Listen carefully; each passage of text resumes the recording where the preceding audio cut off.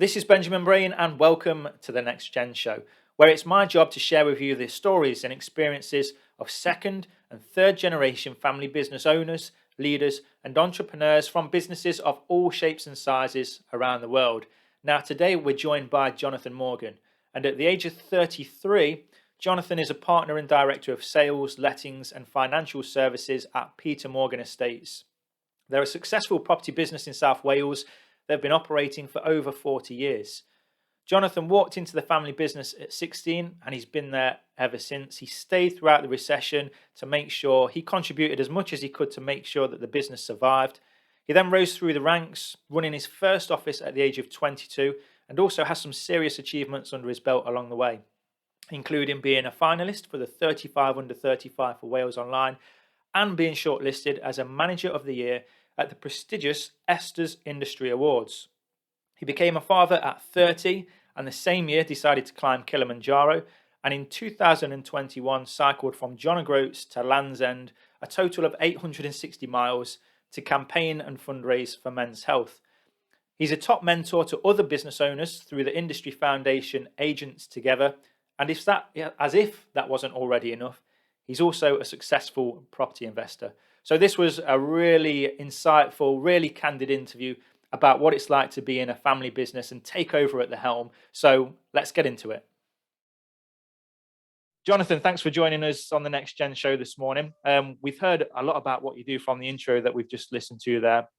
So in terms of Peter Morgan, the business that you're in now, can you give us a bit of an insight into how it all started? Like, what's the origin story to it? How did it come about? Yeah, of course. So my dad was an estate agent and mortgage advisor for a prominent local firm. He enjoyed doing it, and he had a really good network of people that he was friends with, and he decided to take the plunge when he turned 30 that he wanted to do something in his own way, which is something I admire. And ever since then, he's kind of been doing that ever since. So it's been a strong, independent family business from the day dot, from as soon as it opened. And we actually last year moved back into our original first ever office. So that was really full circle when we rebranded. It was nice. Okay. Now we know from the intro that you joined the business at 16. So you've been there for, almost 20 years now. Yeah, thank you. Yeah, long time. It's a long time, and congratulations as well. That's some staying power. But was it always your intention to join the family business? Like from when they opened it and from when you were starting to think about what you were going to do with your own career? Were you always, this is what I'm going to do, or did you have other aspirations, or how did it come about you actually joining the business in the first place? It was the complete opposite, actually. I grew up being fully aware that my mother and father were both involved in this big business that took a lot of their time and their attention, from going on family holidays. One of my first memories, I can remember my dad with a big old-fashioned mobile phone taking an important call on the beach in his Speedos. And I remember thinking, that's not for me. So when I was coming through school, I took business opportunity. I looked at different options, and I wanted to go into advertising, so marketing, advertising. I actually applied to a couple of different universities, got a placement on those from college. And then obviously turning 16, decided that I wanted to have a car when I turned 17. So the option was to work in Tesco's or go work for the family business. So started with a Saturday job, dropping keys off, getting things printed, getting pictures ready, doing cataloguing of files and admin, just all the things that you don't get time to do, that now I appreciate you don't get time to do in the day-to-day. So I used to spend Saturday and Sunday, all day, both days, in the office, cataloguing everything, getting it ready. And obviously that didn't give me a very good taste of the property industry, and I was thinking, I'm definitely not going to come and do this. And then things changed. When I was in college, the housing market really started to suffer. The introduction of the internet and the way in which people looked for properties dramatically changed really quickly. And then coupled with the recession, we were left with offices that we didn't need, that didn't have staff in them. So we made tough decisions to close some of our smaller offices and keep our main offices. And I became acutely aware then of the pressures that my mum and dad were under, from the everything's fine and hunky-dory on the street to back at home when there was conversations about what we're going to do, how things are going to happen, how the market had changed so quickly. And then I just felt this tug, like an overwhelming sense of obligation, that it had afforded me a lifestyle that I'd enjoyed at this point. I had a car that I'd managed to buy and it was enjoying. You know, I lived in a nice house. We went to nice schools, had nice clothes. So I was really acutely aware of the sacrifices they'd made, and I felt that maybe I should do something to step up. So I decided that I would go to work full time around college now that I had the car. So that meant that I worked in my Meath office and out in Talbot office, the two closest ones to where we were. I was fortunate that both the managers there welcomed me with open arms, and I was doing 3 hours here, 4 hours there, 5 hours here, a full day on a Saturday. And something clicked. I just got the bug for it. And then the market changed really quickly, and it went from going out on viewings to coming in with 10, 11, 12 offers and a stack of sheets on my passenger seat, racing back to the office because I was excited to get the offers forward and knowing they were going to be agreed. So I made the decision then. I can remember it now. I was on holidays with my mum and my dad and my brother. And I just said, I'm not going to go to uni. I'm going to work in the business. And my dad kind of went, and my mum started crying. And I said, I want you to go to uni. I want you to go do your own thing, spread your wings, become your own person. And I was like, well, I can do that next year. You know, the college put a deferment on my application so I could wait the year. So I shelved college and went straight then to work full time. I remember going to a shopping centre with my dad, and he picked me up a suit, 5 shirts, 4 ties, pair of shoes, patted me on the bum and went, there we are, see what we can do. Yeah, and then I've never looked back really. That was my introduction into it, and it all came from a sense of moral obligation that I wanted to repay my mum and dad for doing things for me when I was younger that I felt I could step in and help. My plan was never to stay. It was to get us through the difficulty of that there and then recession. But obviously anybody in property or even around it will know that recession lasted a long time. It wasn't a flash in the pan that we just thought it was going to be. So without realizing, my whole life changed really from that holiday, thinking that I should really step up and step in. It went from there.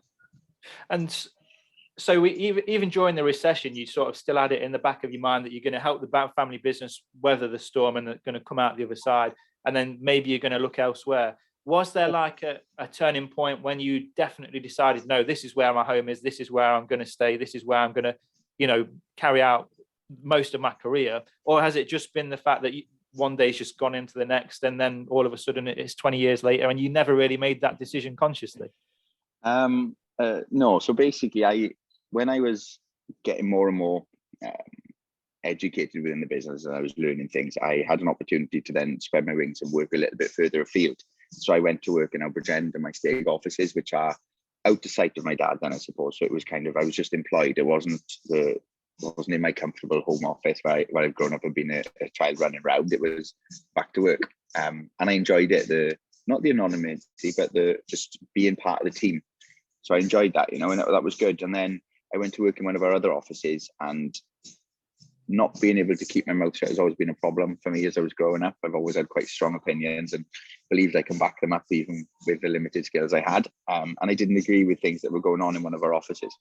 So I made a point of digging in my heels with it and raising questions and constantly questioning why things were being done this way, because I felt they weren't being done correctly, which resulted then in me having to run an office because the management team left, which left me with one part-timer kind of to fix the issue. And my dad turned around and said to me, well, you made a mess. It's about time you learned to fix it. So that was that. And it gave me the freedom to really attack the branch because it wasn't doing particularly well at the time. It gave me the opportunity to put in things that I'd seen, I'd listened to, I'd learned, I'd become interested by then in the industry and was looking like I do now at what others are doing, what national trends are doing, with stats and figures. And I've always had an eye for marketing. That's what I wanted to do. So I thought it gives me an opportunity to kind of do both by having the autonomy to run the branch like I wanted. And it started from there. We doubled the size of the business in 6 months. Took on another member of staff, had a refurb, managed a project with the council about upgrading the office. So I kind of got to do the things I wanted to do, and it gave me, for want of a better phrase, a seat at the table, because as the way our firm is run and still is run now is that we have regular managers meetings where everybody can have an input and a discussion and open forum about how the business is doing and what's happening and what we're going to do going forward. So we were up to my neck in problems and really enjoying it. And that was it for me. It gave me the the bit between my teeth, and I realized there and then that not only would I be able to repay the things I felt I owed to my mum and dad for the opportunities they'd given me, but it allowed me to do essentially what I wanted, how I wanted to do it, and make an impact, because the smaller changes that we were making instantly grew our stock. You know, like I said, it doubled in 6 months. So that's no mean feat for anybody who's in a sales business knows how hard that is. And that was it. And I was 24 then by the time that all happened and transpired. And that was it. And then nearly 10 years later, I'm now where I am. So you've obviously been quite driven from day one, had a great work ethic, and you came into the business to make a difference. And from my experience, you tend to sort of get two types of family member that joins the business. There's the type of family member like you've described who wants to come in and make a difference and wants to help take it to the next level. And there's the type of family member that wants to sort of live off the success of the business that's already there, come in, do the minimum amount necessary, and just have a good time, really. But obviously, like I said, you were the first in that. How do you think your experience differed to, you know, just a typical employee coming into the business? Like, with you being a member of the family and having this drive and determination and making these changes. Obviously, we know that some of the management team from the branch that you were in left, but how do you think the rest of the business saw you? Did they appreciate your drive and energy and enthusiasm, or did it end up rubbing people up the wrong way? Or how was it? I know it was quite a few years ago now, but can you remember what it was like being a family member working in the business? Yeah, so there was one moment that I can pinpoint. Everything changed. It taught me a lesson really, really quickly. Okay. And I always look back at it now. And with my son now, it's something I think about, that as he grows up and he comes into the business, is he going to have one of those moments where everything changes? Because for me, it was a huge moment. And I was working in one of our offices, and basically I was only younger. I was about 17, 18 or something. And I was told by him, yeah, you know, go home. It's a nice day. Enjoy the afternoon and go and enjoy yourself. So I went. And then when I came back in the next week, the manager in the office was like to me, why did you say that it's your business and you can leave if you want? And I went, I didn't. I'd never say that. I was told by the person who was more responsible and senior than me that I could go. And he's like, well, that's not what I was told. And then since that moment, forever, I realized I had to be the first person in, the last person to leave. Lead it by example. If I ask somebody to do something, I have to have already done it myself. And I'm very fortunate that now I've done every single job within our business. I've worked in the sales and the lettings. You know, I've gone and done viewings. I can remember printing pictures off and sticking them to brochures because the internet didn't exist and laserjet printers weren't a thing. So I've literally gone from the bottom to the top, and that was it for me. It was at that moment I'll always look back on and remember and think, there's the expectation that not everybody wants you to do well, or they think you're just going to come in and take advantage of it or enjoy it. So yeah, so for me that was the turning point, and I'll always remember that. And I always have to pinch myself sometimes and remember that, because people who don't know me or don't know the business or know anybody really going into a family business might have that opinion of you before you get there, and the only way to prove them wrong is to outwork them. Nice, real good lesson to learn early on, and it's obviously stood you in good stead as well. So another point I'd like to touch on from what you said there is, at the beginning, obviously you came into the business, you weren't given a silver spoon or any handouts. You had to start from the bottom doing the most basic admin jobs. And like you've just said, you've done every role in the business. How has that benefited you in the role that you're in now? And would you see it as a huge benefit? Yeah, definitely. So when we rebranded a couple of years ago, I wanted to change so many things, and I was really struggling to do them all. But what we did is we focused on the main operating system that we use, and we've actually managed to create a new one. And it's automated. It does a lot of work for us, all dealt by triggers, specifically for each job role, each action, each bit of context that goes out, everything that we send, text, whatever it might be. But I'm fortunate that naturally I knew each one of those steps. I understood what happens at what point and why it happens, and if things go wrong or if they need to be changed, how they have to be changed and why they have to be changed. So if I hadn't have done all of the basic jobs that go into that, I'd never been able to plan it and see it now and come into fruition.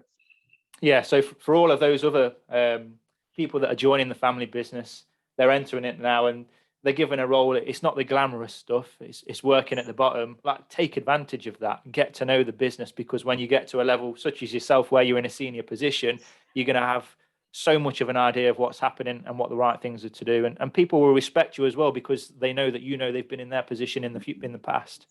Yeah, and more importantly than that, if you get to a senior position within your family business, whether you are large enough to, or fortunate enough to have a full-time HR role, or a person that does the HR for you, or whether you outsource it, or if you're starting your journey like me and you have to do your HR yourself, you'll understand the grievances and the problems and the frustrations that some of those staff in those roles will feel.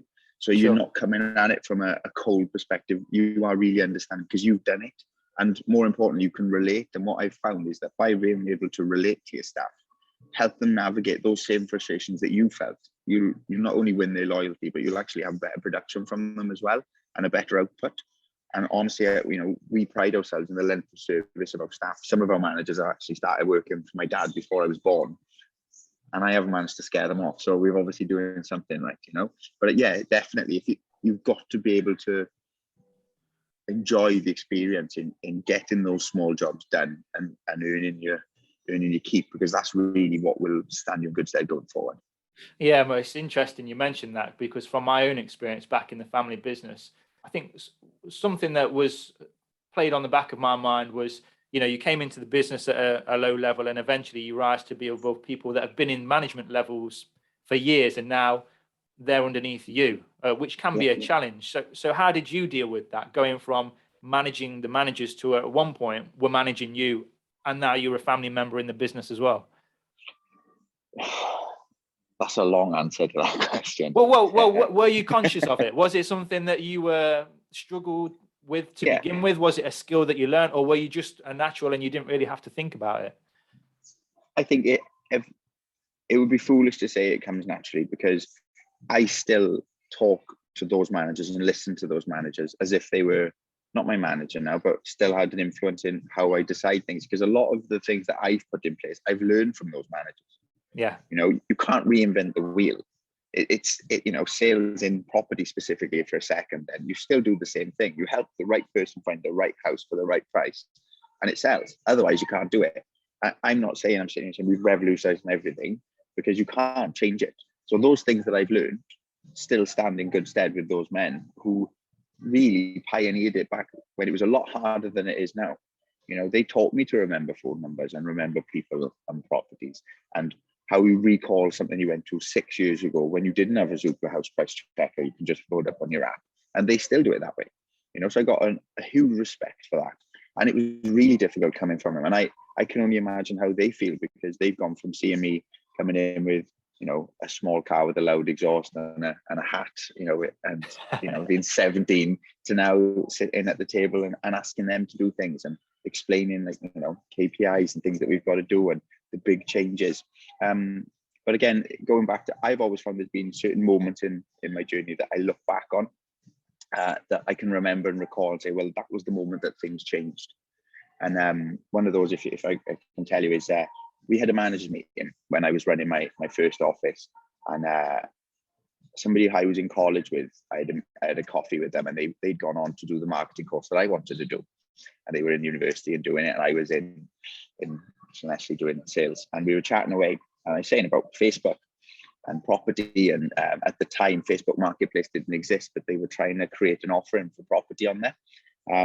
So I put 2 listings for sale on Facebook, just put the pictures up and put a price up, and I sold the first one within about 2 minutes of it going on for somebody who saw it on my network. So I'll come and see that house.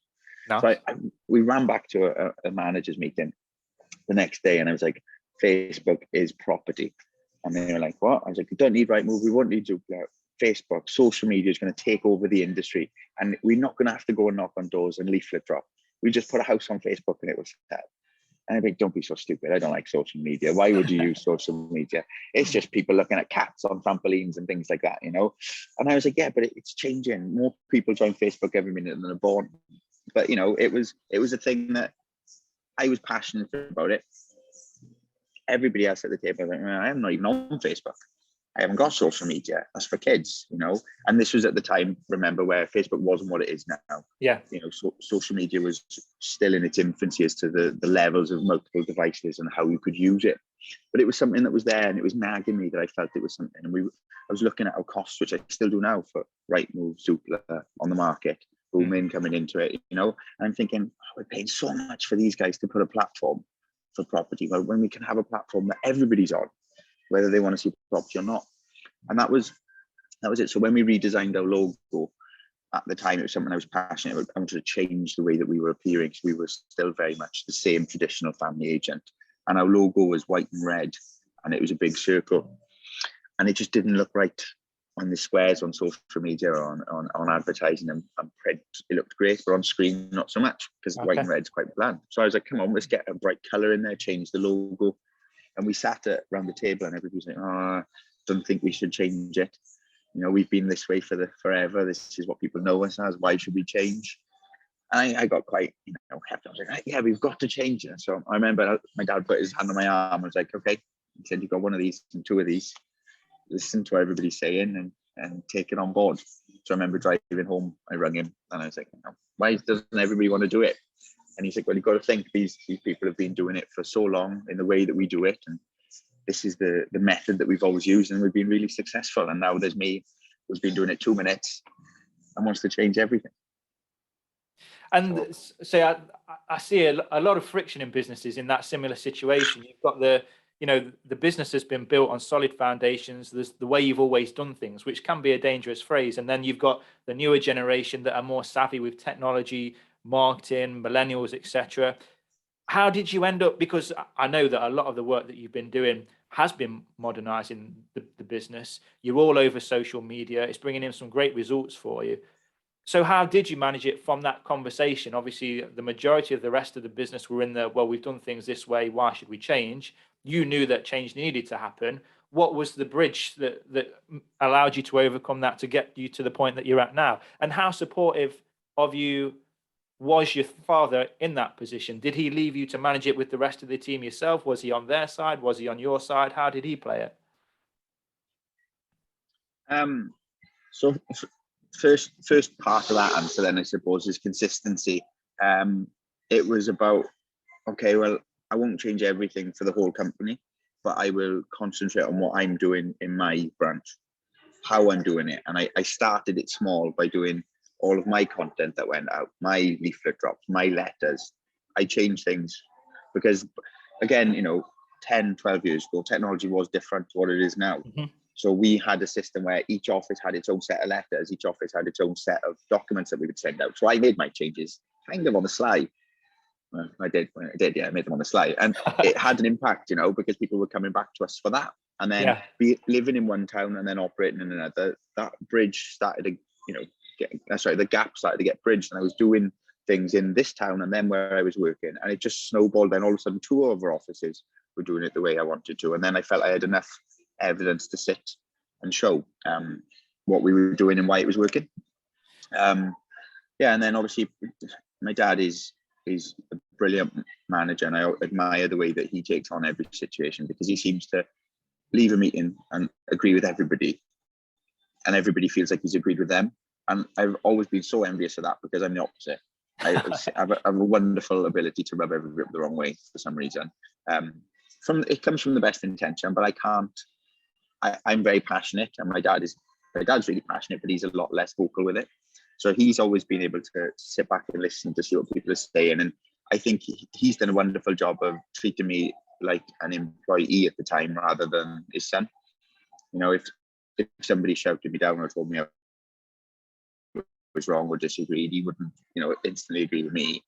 More often than not, he'd agree with them, and I'd have to prove why I thought different. So that taught me a really good lesson as well, in the sense of that there was no entitlement or ability to do it. If I wanted to change something, I had to show why. And the staff and the managers that we've got, now are really bought into what we're doing and the changes that we're doing. And we're seeing growth in it. Our market share is improving. The way in which our listings are improving.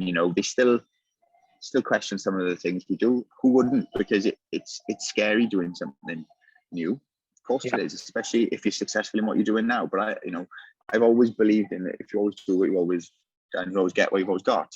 And at the minute, in my industry specifically, that's a scary thought, because everything is changing. It's been eroded by so many different types of firms coming into it. Everybody wants to take a bite of the pie, and it's only a certain size. It doesn't get any bigger. So the more people that come into it, there's less for everybody else. So you have to fight for what you want. And the only way you can do that is to be confident in what you're doing, in yourself, in your brand, in your offering. And I genuinely, just to jump back to our previous questions, if you haven't done from the nuts and bolts up, you can't be confident in your product, and you can't be confident in your staff, because you haven't done it. Yeah, and I suppose in terms of that message there, with how you bridge that gap from being able to modernize the business and introduce new changes, it's for anybody else that's out there that's enthusiastic, that's passionate, that has these ideas, that feels like they're being shot down, rather than going in and telling people what you want to do and what you're going to do. Instead of going from 0 to 100, go from 0 to 1, get some positive results, and then show them the results. And nobody can argue with positive results. So I think that's a real interesting point to get out there.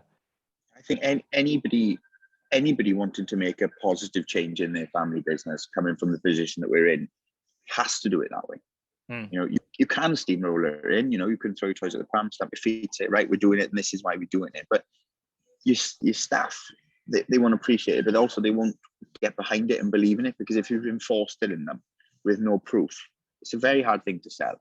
But if they buy into it and they see you doing it, leading from the front and getting involved in it, include them in it, the understanding as to why, you'll have no problem with it being taken on board if it's a good idea. Yeah. But then I think you've got to be honest enough with yourself as well, that if everybody is disagreeing with you and it's not working, and you've tried to show it and you've tried to evidence it, and you've done the nuts and bolts and the numbers, and you've gone over it, and it's still not working, you have to sometimes hold your hand up and say, actually, that didn't work. It's not right. Because not every decision you make is right. Not every decision I made is right. And you have to learn that sometimes it just doesn't work, and you've got to go back to the drawing board or go back to the old way of doing it. And there's nothing wrong with that. You do learn from your mistakes. But unfortunately, in business and in a family business, everybody looks to you all the time to have the right answer. They just assume you know what's right. And that's the biggest pressure on it, is having the welfare and the reliance from all of your staff wanting you to put food on their table and a roof over their head because your decisions you make. And that can be crippling, because we see family businesses, you and I, that don't evolve and don't change. And then they're wondering, where's it all gone? I followed the blueprint my dad or my mum or my auntie or my uncle left me, and I've followed it to the letter. I've got the same staff doing the same thing. But if people don't want to buy what you're selling, you've got to change. But who knows what's right? How do you do it? You've just got to do your research. You've got to know your industry. You've got to know your staff. Your business. And then realistically, your gut is going to tell you if it's going to work or not. You'll know that, same as me. Sometimes you think that's a great idea, and you wake up in the morning and you think, what was I thinking? That's never going to work. But at the time, you felt it. So do your research. I think the interesting thing is, from my experience, what holds people back and keeps people from progressing isn't making the wrong decision. It's not making any decisions, because when you make a decision and you put something in action, like you say, you learn from it quickly and you can adjust. Whereas if you procrastinate and you just sit behind a wall of decisions that you never decide yes or no, you stay stuck in the same circles. 100%. And like I said, that's the beauty of your first question is how helpful is it in knowing your business? That's it, because you do know without realizing. You learn and you absorb, and you have a gut feeling. You know what your client wants and how your staff are going to do it. If you don't know your staff and you don't know the role, you don't know who to put in the right position. You don't know which staff member might lead the charge or be better at it than you. And that's the other thing, isn't it? Is knowing and appreciating who you employ and using their strengths, because sometimes they'll have good ideas or better ideas or a better way of implementing it that they know, because they know the business. And that's what we will always face as the second generation or third generation coming into a business, is that the people who've been there the longest, sometimes they do know better than you. And no, they do know better than you. It's fact, because they've been doing it longer than you. So they will know better than you. So you've just got to take that on board and learn how to modernize it and adapt it and appreciate it and make them feel valued with it. Otherwise, you're just going to end up on your own, trying to guess what's going to happen. Yeah, definitely. So earlier on, you mentioned that a route you could have gone down was the marketing route. You were going to go to university and maybe pursue a career in marketing. What are some of the benefits that you found from staying in the family business for, like we say, almost 20 years now, that you wouldn't have got had you gone elsewhere to join as an employee in a marketing business somewhere? That's a good question. Okay, so the biggest thing that I benefit from, and this is not any bull or a sales line or anything, is I love my business. I do. It drives me mad. Right? It is. It's infuriating, but I love it. I get up every single day, and I want to go and do it, and I want to do it better than somebody else, and I want to be the best at it. I want to be the biggest at it. I want to be the fastest at it. Whatever it is, but that's my nature as a person. I'm hyper competitive. How have you managed to maintain that? Because what I find as well, particularly when, like myself, yourself, we didn't come into the industry that we're in because we were passionate about it. We sort of fell into it, and the passion grew when we were inside the industry and we started to get results. But how have you managed to keep that passion and enthusiasm and motivation and drive, even though you've been there now for, like we say, 2 decades? You're still as enthusiastic and driven now as you were when you were 16. And I see a lot of people lose that. How have you managed to keep that going? Honest answer is, I don't know. I think as a person, the way I'm wired is that if I'm going to do something, I want to do it to the extreme and as best as I can do it. I'm very competitive. Like I said, I like to win at everything. And I think the biggest thing that's keeping me passionate, though, is this obligation and sense of morality towards my father and my mother, that they started something. Having my little boy a few years ago means that I've got to now make sure that this business stays as productive and profitable as possible until the time that he gets the decision whether he wants to run it or sell it. You know, if he wants to step into it and do it, I will back him like my dad does me, and he gives me sage advice every day. But my passion has gone from being, I always said I wanted to be, financially free and do what I want. And the business gave me the opportunity to do that by being good at it. But now that's changed. And I seem to have fallen back into that sense of obligation. But now, instead of paying back my father, I want to carry it forward to my son. And that's what makes me get up first thing in the morning and answer emails at 11 o'clock in the night, or when I email you off my spin bike at 5 o'clock in the morning. Those are the reasons why. And it's all for the next generation now, that I'm future-proof and ready for my son. And what I do now will impact him in the future. So what I'm getting from you there is that you don't necessarily have to be passionate about the specific product or service that your business delivers. Like I know for a fact that you are passionate about property, but really where your passion and enthusiasm lies is in the results that you're able to generate from the business, and being the best at what you do, no matter what you do is, and creating a legacy for your next generation of family that they can continue and maybe pass on to their next generation.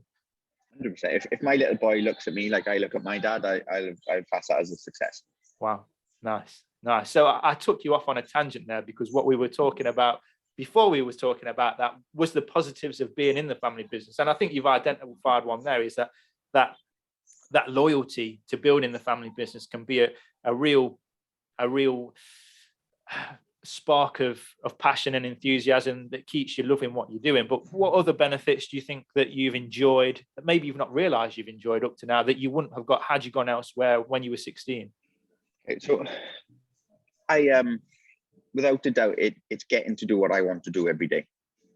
Okay, so I like advertising, marketing. I like the think tank idea. I like the excitement of generating a business idea. And I've always joked is that I'm an ideas person. I'm not a nuts and bolts person. Like I have a brilliant idea and I want to do something, but then I like to try and recruit staff or people around me that will support that, who are doers as well. And that's my favorite bit. And if I'd gone to work for somebody else as an estate agent, for example, would I be a branch manager? Would I be a valuer? Okay, yeah, I do very well at those, but would I get to then change the logo and change the social media? No. And then if I went to work for somebody to do their social media or their business development, yes, I get to go meet people, shake hands, create new connections, which I love doing.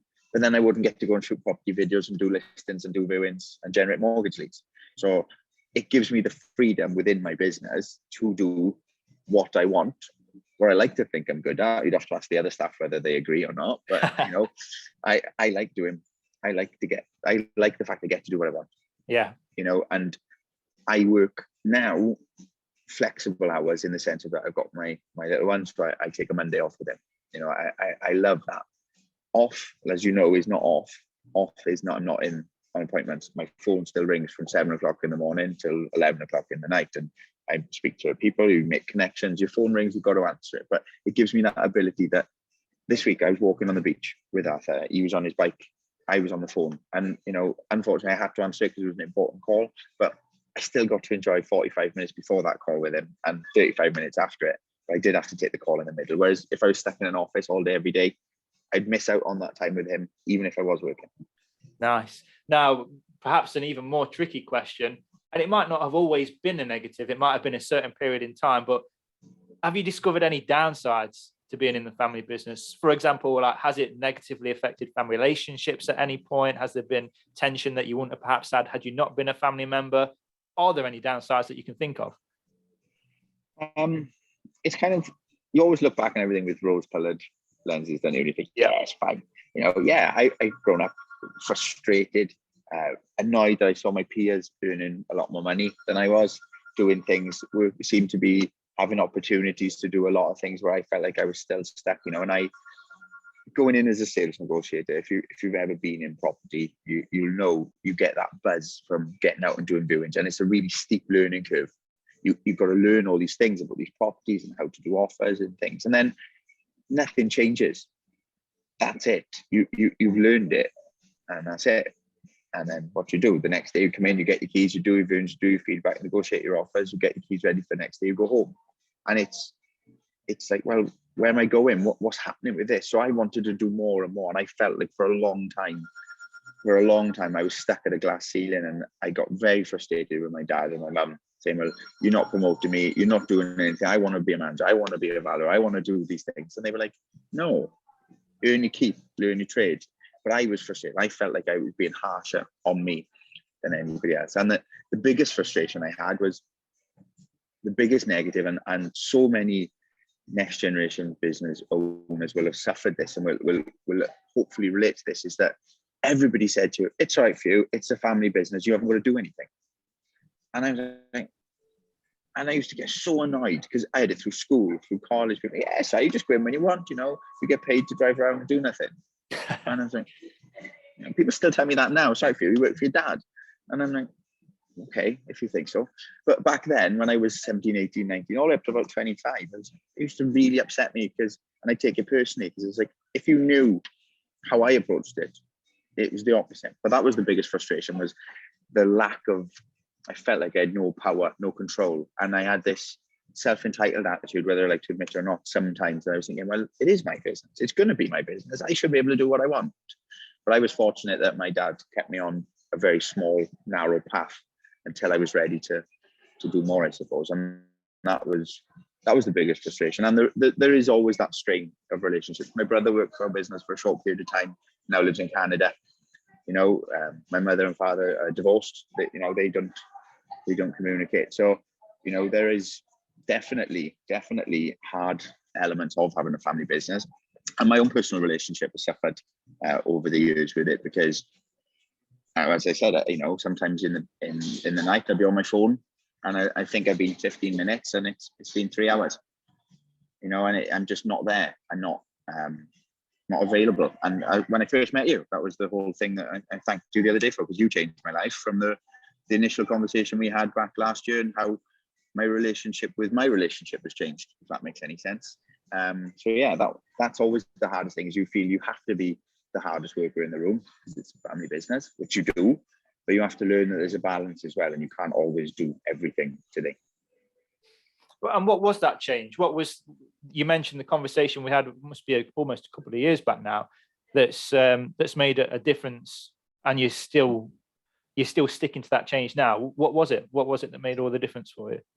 Well, basically, it was the way in which I approached everything. So before I spoke to you originally, it was that I had the weight of the world on my shoulders, and I was trying to do every single thing in the business all the time. And my only way, a measure of success then, was to be busy. I thought that by working till 11:30 in the night to 12 o'clock at night, I was the hardest worker in the business, the hardest worker in the room. I'm going to naturally be more successful. I had a bad relationship personally in a relationship. I had not a great relationship with food because I was eating at 11 o'clock at night, having a coffee. I remember telling you I had standing up because it was easier to stand up and eat and be on my laptop in the kitchen or doing whatever I was doing. And that was a really hard thing. So we set parameters and normal working hours in the sense of that I was allowed to work as long as I wanted, but I had to be productive and try and set short-term targets, get those things. And I had another good conversation with a coach in a gym here who basically banned me from drinking coffee after lunch because I was fueling my own neurotic behavior, really, because I was just obsessed by having to work and do more. But now I have more family time, and I just feel like I'm more productive in a shorter period of time. So rather than dragging it out all day for busy sake, I can now confidently put my laptop down or not go on my phone at 7 o'clock in the night. And I have a much better relationship with my son, my partner, my family, everybody. Wow. Yeah, I see a lot of business owners and entrepreneurs getting themselves stuck into that cycle of having to feel like they're busy. And it always sounds cliche, work smarter, but not harder. But that is what it's about when you get to that sort of level. Working harder just generates more work and you get yourself dug deeper into the hole. It's all about what you do with your time, not how much time you invest. That's for me where a real light bulb starts to go off and people start to enjoy the benefits like you've talked about there. But kudos to you for sticking to it, because it's easy for us to slip back into those old habits and routines and behaviors and quickly lose those benefits that we've enjoyed, even if they do feel so good at the same time. Well, I remember I wrote about 4 pages in an A5 book when I was talking to you and scribbling away. And like the same thing I kept, we talked about the same issue that I was having, and it alerted me to the fact that I kept writing. I just wanted more time and was circling it more time, but you can't make more time. So, but because of our relationship and the conversation we had and the light bulbs, I suppose, that went off, it allowed me to do other things with my time. So I took up a new hobby, did other things that really keep me focused and on my passion, that I can then come to business and I'm excited about doing things because I'm rested from it.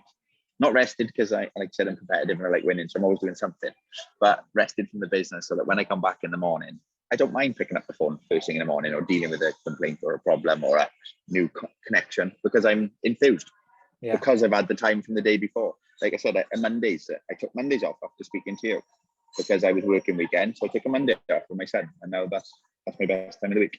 Yeah, so set some boundaries. If there's anybody out there feeling like they're spinning too many plates, they're working 24/7 and not getting anything done, losing the passion, starting to feel frustrated, set yourself some boundaries. So and find somebody to talk to. Talk to you, because literally, it helps having somebody who's on your level, who understands, but isn't a competitor. That's the thing you suffer with, is there's not somebody around you all the time to talk to. So having a person you can lay that to and who can listen and give you feedback is important, but they have to have walked your walk so that they can talk your talk. They've got to be able to give you the right advice, because they've got to be in a similar position or above so that you can learn from them, learn from their mistakes that we talked about earlier, so that you can do it the right way. Yeah, and one thing that I've always found, a saying that I find myself saying quite often, is you can't read the label when you're in the jam jar. For somebody that can take an outside perspective, we've all had those conversations with people where they're telling us about their challenges and frustrations, and to us, the solution is clear as day. But to the person that's in it, that can't get that outside unbiased perspective, it's impossible to be able to do that by yourself. Definitely. So you're now pretty much the face of the business. I know from our previous conversations that your father's now stepped back and you're pretty much taking the reins and running the business. And again, one of the issues and sort of a topic that gets danced around within family businesses is that succession planning. So to get you to where you were now, was that like a series of sequential steps, or has it just come about organically? I suppose, how much planning was there put into you getting to where you are now, or just has it happened organically over time? I feel like we're in the 11th round of a boxing match. Okay. That's how it feels. It was, like I said, me initially throwing out the first few rounds, wanting to take over. Then my dad fighting back, saying, "You're not ready." I touched earlier on about my dad and my mum having a divorce. That was a catalyst, because then my role became the other partner in the business.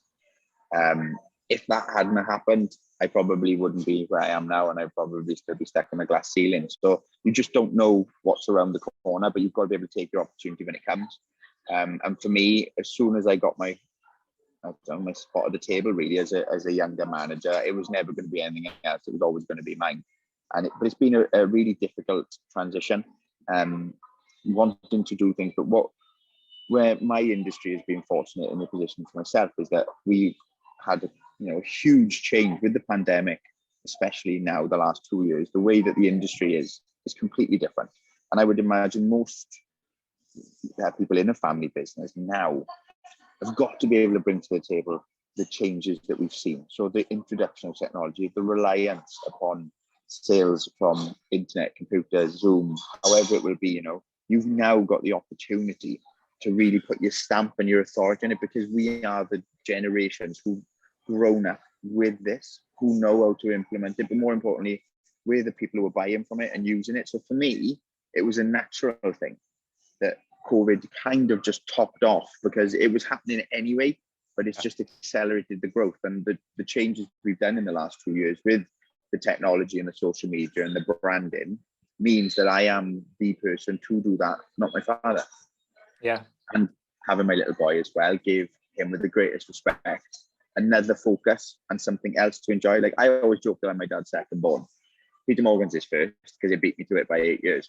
So it's the business, then it's me, and now all of a sudden my little boy's come in first. So he's up there. So my dad is the best grandfather you can have.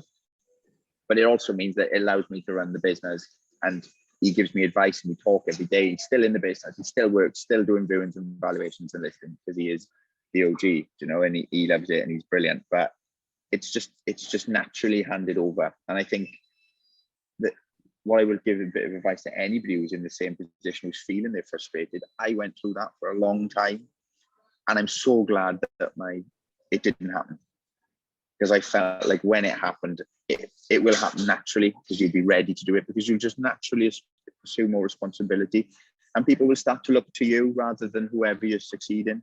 And when that happens, the person you're succeeding might not accept it. They might welcome it with open arms. You just don't know. But I think there's no harm in having the conversation. But we touched on earlier about getting the experience from people who've been doing it a long time. And what you've got to remember is that whoever you're succeeding has spent a long time and a lot of blood, sweat and tears and effort building up what you're going to be taking over. So show a little bit of respect and appreciation for that as well. It's not just taking it out and changing it because you want to, and change for change's sake is the worst thing you can do. Nice. So being it for the long run, this isn't a quick process. It's like you say, working your way up from the bottom, getting to know the systems, the processes, the industry, the team, and that will ultimately give you a much better leg to stand on when you do make it to the right position. And that time will come if your heart, your passion, your determination is in the right place. It will come. 100%. And if whoever you're succeeding, if they're a family member who, you have to remember, they've seen you grow up. They will have an amazing amount of respect for you as a person anyway, because you're related. They will love you, they'll see your flaws, and they'll appreciate you for who you are. But a point will come where they will see you and appreciate you for a business person. That might not come. They might not be ready to see you as that person yet, but something will happen. For me, like I said, with COVID, that was just the catalyst to make it happen even quicker. But it is something that's there. But for the last 5-6 years, I've been making the business decisions of what we're doing and things. But just the last 2 years, it's just been me. But it will come. But they will see you, and something will happen. It will just be a shift in dynamic, and they'll refer to you once. They say, "What do you think of that?" And then all of a sudden, it'll be, "Oh, okay. This is happening. This is it." And then just run with it and take it on board for what it is. But it's just, there will be one thing. For me, it's all about singular events that you can cast your mind back to. And I think that'll happen for everybody organically. You can't push it. They've got to hand it over when they're ready. Yeah, it's like Steve Jobs says in that famous speech that he did, you can always connect the dots looking backwards, but you can't see them moving forwards. So yeah, I like that. Now here, a bit of reflection for you, Jonathan. If you could go back to 16-year-old Jonathan, like we say, almost 20 years now, you could visit him in your time machine, and you were only allowed to give him one piece of advice, knowing who you were at the time, knowing that you weren't quite sure which direction you wanted to take your career. You were going to potentially going to university to do marketing, etc. But you could visit him and just give him one piece of advice. What would you tell him? Simple, that is. One of these, two of these.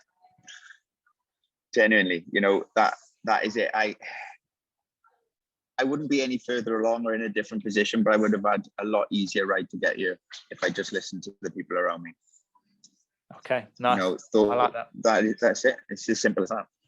And it might be the same advice, or it might be something different, but for any family members that are in the business now, whether they've just started and they're at that very low level, or they've been there for a couple of years and they're working their way up, what's the one piece of advice that you give to them, knowing that you've been in a lot of the same challenges, you felt a lot of the same frustrations? Again, if you could give them one piece of advice, what would it be? Enjoy it for what it is. You know, you're in a position, if you've been brought into the business by a family member and they've put you in a certain position, there's a reason why they've put you there. So embrace it, absorb it, listen to all the people around you, get to learn from those people who've made those mistakes. You don't have to make the same mistakes, but you can have their experience. It will be a naturally faster growth track anyway, because you're in the family. You will have a opportunity to present it to you before anybody else, because that's just the way it goes, because it's a family business, if you do the right things. And there's no shame in not taking those opportunities and staying where you are. You know, that's the other thing that we haven't touched upon today. And just because it's your family business doesn't mean you have to run it by tomorrow. There's nothing wrong with being where you are. You know, if you want to take another year or 6 months, or you don't want a promotion, or you don't want to go and run an office, or you don't want to do that, don't.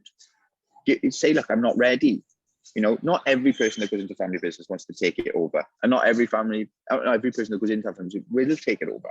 Mm-hmm. You might have a huge company with a board of people, or you might be a one single shop, one person with you, your mum, and you know, your auntie's your accountant. Yeah. But if you're not ready to run it, your family network or your support network around you will support you, and they will give you the training, and it'll be confidence. That's the only reason you won't be able to take over the business, is because, as you said, you're afraid to make a decision. But if you're not ready, speak out, try and listen to the people, get the advice from the people who've already done it, who've walked those roads, and learn every role. And the more you do the basics, the easier it'll come.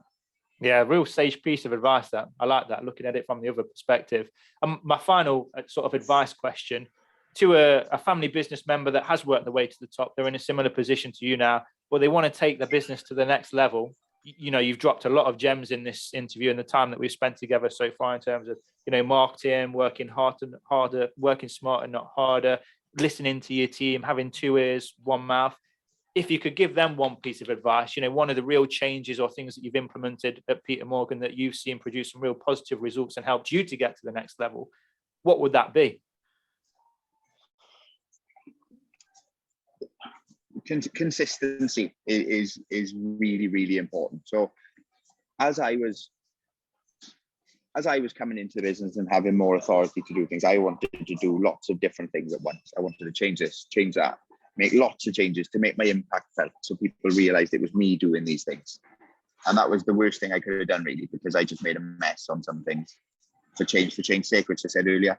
So it's just being consistent and listening and taking on board everything that's around you and making the right decisions and confiding in your people around you. Use your team, you know, whether it's a big team or a small team or one person, your partner at home, your dog on a walk, whatever it is. You know, you've got to vocalize it, get it out there, make a plan, write it down, be consistent with it, and do the same thing day in, day out. And that's the only way you can measure success. Yeah, it reminds me of the Bruce Lee quote, and I'm definitely not going to get it 100% right on, but it's something like, he fears the man that has practiced one kick 1,000 times, not the man that's kicked 1,000 kicks one time. Something along those lines anyway. But yeah, no, definitely. Consistency and persistency, it's the key. I agree with you on that. So we know about Jonathan as a businessman, as an entrepreneur. You've achieved some great things, clearly going on to achieve a lot more great things in your career as well. But what's the Jonathan outside of business like? What do you enjoy doing when you do have those hours that you can actually spend on yourself? Yeah, so but family time obviously is important for me. I'm really lucky that I'm a fitness advocate. You know, I believe a healthy body and a happy mind is a big thing. We did John and Goats to Land's End last year for Prostate Recovery. We cycled it. I actually planned the bike ride, got sponsors on board, did the route, and I didn't even own a bike. Okay. Didn't like cycling until then. I presume you had one by the time you were going to do the ride, though. Yeah, we got one by then. Yeah, otherwise it doesn't count. But no, we got it all set up and ready to go. And one of the big things I've enjoyed is charity work as well. So we did the ride last year. We raised £17,500 for charity, which is good. That's and then awesome. this year our goal is we're going to do from Chepstow Bridge to St David, so the width of Wales in a day. And then we're going to cycle a big one then from Anglesey Island down to Swansea Bay, which is over 200 miles in a day. So, I'm not a professional cyclist. The group of boys that we're doing it with aren't either. And that's something that professional cyclists might look at, because Wales isn't exactly flat. So for me, I've always been, and my partner always tells me as well, is that I'm only happy when I've got a target or something to focus on. So what I've done is, with that free time that you helped me achieve, I've actually filled it with something else that takes up even more time and more suffering than a family business. But wasn't quite the intention when we had that conversation, but still, whatever keeps you happy. But I find that I get up in the morning, I train 3 or 4 early mornings a week. I spend some time with my family. I cycle a lot. I walk, be outside, take the dog for a walk, spend time with my dad, whatever it is. But you asked me earlier what one of the benefits of having the family business is, and that is the benefit, is that I can make it fit. So I can start a little bit later if I want to go for a bike ride, or I can finish a little bit earlier if it's nice weather, I want to go out on the bike. But I've got to pay Piper further down the line or later in the day. But that freedom that we get, it allows me to be a lot healthier and happier. And having a focus outside of work, also inside of work, makes me a happy person. Awesome. And if any of the listeners, if they're interested in finding out more, or are interested in donating to help you on your causes that you're doing later on this year, is there a website or anywhere that they can go to, or whereabouts can we follow you online? LinkedIn, websites, etc. Yes. Where can we find you? I've got LinkedIn. It's Jonathan K. Morgan. That's me. On Instagram, it's Jonathan Morgan Property. And our handle for the bike ride, specifically with the team and the updates and everything, is pedal, the number 4, and then prostate. There's a website as well, www.pedalforprostate.co.uk. All the updates and everything's on there. The Just Giving link is on there. This year, we're hoping to do several different rides. Like I said, the east to west of Wales. We're then doing Cardiff to Tenby. Then we're doing north to south Wales. And we're going to try and find a way and a date actually to cycle across England as well. So that in the course of the 12-month period, we'll have done all the way down and all the way across, and then some in between. That's some good going. Yeah, but anybody wants to get involved with it. Well, Jonathan, we'll leave it there. Just want to say thank you so much for sharing a good chunk of your time today. I've really enjoyed talking to you. You've dropped some real gems in there, and I know that a lot of people feeling the same frustrations that you felt, currently going up against the same challenges, will really appreciate you being so candid and honest today. So thanks for jumping on the show. All the best with the business for the rest of the year, and especially those charity events as well. And make sure that you give Jonathan a follow. All the links will be in the show notes for the episode over on the website. So Jonathan, it's been a pleasure. Thanks for your time, and see you soon. Thank you, buddy. Nice to speak to you. Take care.